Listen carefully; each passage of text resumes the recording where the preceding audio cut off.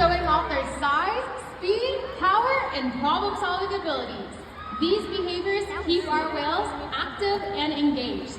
Seaworld's killer whales have inspired generations to care about our natural world, and we're excited to share their story with all of you today. Killer whales are the ocean's top predator. They use cooperation and communication, not just size and strength, to take their place at the top of the ocean's food web. At the bottom are small animals, like krill. At the top, the apex predator, the killer whale.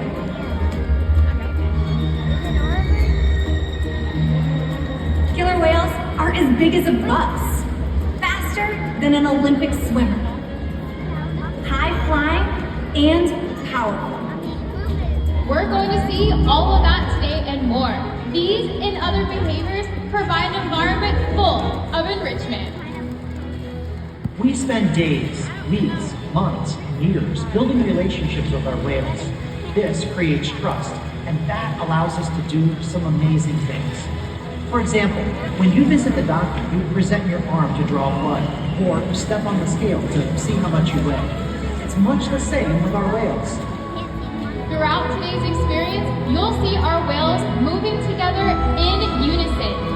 These synchronized behaviors strengthen their social bonds and allow them to problem solve as a group. This is why they are known as the ocean's top predator. Their scientific name is Orcinus orca. Their common name is killer whale. We are home to 5 killer whales, all with their own unique personal names. We have 3 females, Dakara, Sakari, and Kamea, and our 2 males joining us out front right now are Kayuket and Tuar. Kamea is our youngest whale at 9 years old. Dakara is our oldest whale at 31 years old. Dakara is the matriarch of our pod, which means she is the leader. These whales trust us and take an active role in their own health and well-being. Through the use of positive reinforcement training techniques, we teach them husbandry or healthcare behaviors. And to help demonstrate some of these behaviors today, we have Carrie and Danny at the slide outs. Thanks, Cassidy. Hi, everyone. I'm over on this side of the pool with 23-year-old Tuar, and he's currently demonstrating one of the very first husbandry behaviors that we teach the whales. It's called a fluke present. Now, not only does this fluke present allow us to get a great look at the entire underside of his body, but it also gives us close access to the easy-to-see shallow veins that run on the underside of their tail flukes.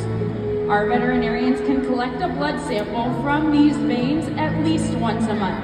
And as you can see, the whales are conditioned to remain calm throughout the entire procedure. Now, during today's presentation, you might notice us giving the whales back rubs, belly rubs, or even tail massages. Killer whales have very sensitive skin, so this is just one of the ways that we can strengthen our relationships with them. That is right, Danny. Hey everyone, I'm over here down at the glass, and joining us on the other side of the pool is 31-year-old Kayuket. Now, collecting blood is just one of the important diagnostic tools we have here at Seaworld. Another way that we can ensure the health of the killer whales is actually by getting their weights. In one of our adjacent pools, we have a killer whale size scale, and once a week we'll ask the whales to slide out of the water onto it, just like how you kids demonstrating right here. Now, in this slide out position, you will notice a portion of Kayuket's body from his dorsal fin on his back down to his tail flukes is partially in the water. This area of their body back here is called the peduncle, and it contains very large muscles weighing hundreds of pounds.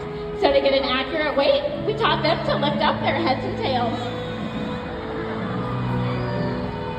And that's how we know that as of this past Tuesday morning, Kayuket's weighing in at 9,650 pounds. It's important that we weigh all of the whales on a regular basis to ensure that the younger whales are growing properly and that the adult whales like Kayuket here are maintaining a healthy weight. All of these husbandry behaviors help us to ensure that the killer whales are healthy and thriving.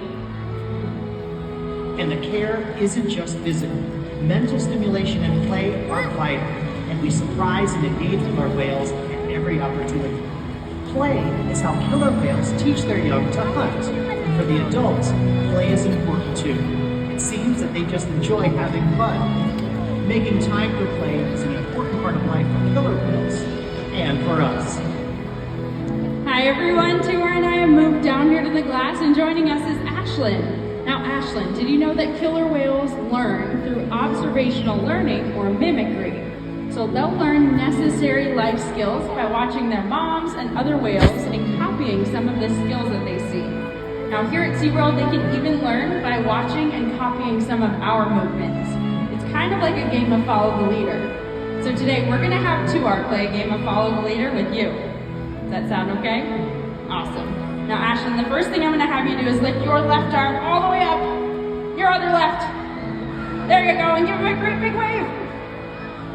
And look at that, he is paying very close attention to us. Killer whales are very curious animals, and we often see them spy hopping or even jumping completely out of the water to get a better view of their surroundings. Now with your help, we're gonna ask Tuar to demonstrate that with a behavior called a sighting bow. So this time we're gonna point at him. There you go, and throw your finger across your body. Nicely done, Ashlyn. Now he saw that and he is diving down to the bottom of this habitat at 40 feet deep before jumping out in the center. Whoa, Tuar, that was super cool. I am down here at the glass with my new friend Jesus. And Jesus, we're gonna be talking about how killer whales communicate with one another. They communicate in a variety of ways, and one of these ways is by producing vocalizations. So I'm gonna have you show Kayukit that first hand signal. Go for it. Back and forth, yep.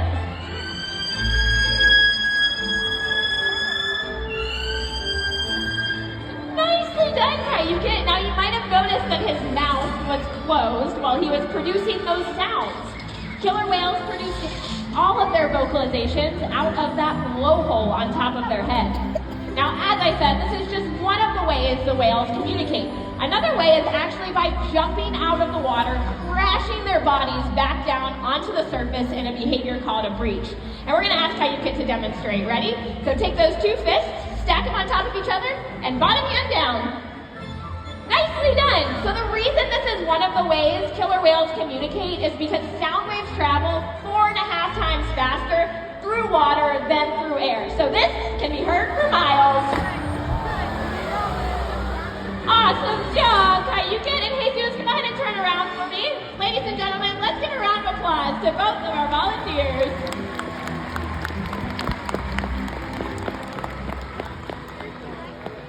As you can see, killer whales can communicate by leaping out of the water and making a huge splash.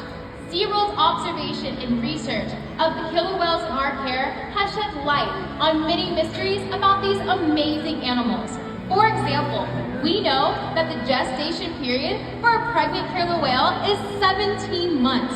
That's information that is impossible to obtain out in the open ocean. However, some information can only be gained through field observation. Seaworld works with our partners, like the Norwegian Orca Survey, to further our knowledge. Killer whales are remarkable, powerful animals, and the best expression of that power is when they hunt. Killer whales stand apart. They have no natural predators, and just about any other ocean animal could be their dinner. Depending on where they live and their chosen prey, they've developed some epic hunting techniques.